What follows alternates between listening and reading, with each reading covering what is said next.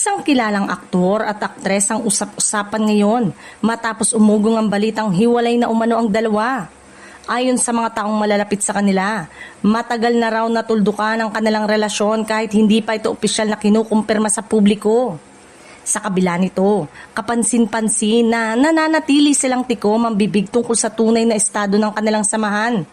Pinaniniwala ang isa sa mga dahilan ay ang nalalapit nilang pelikula na inaasahang ipapalabas sa mga sinehan, kung saan sila ay tampok na tambalan. Ayon pa sa source, bukod sa promotion ng kanilang proyekto ay nais din umano nilang protektahan ang kanilang personal na buhay. Hindi rin naman naging madali ang kanilang pinagdaanan kaya mas pinili na lamang nilang manahimik kaysa gawing isyu ang hiwalayan. Sa ngayon, nananatiling palaisipan sa marami ang tunay na estado ng relasyon ng dalawa. Bagamat wala pang kumpirmasyon mula sa aktor at aktres, hindi maiwasang mapansin ng fans ang pagbabago sa kanilang kilos na tila may pinagdadaanan na hindi pa handang isa publiko.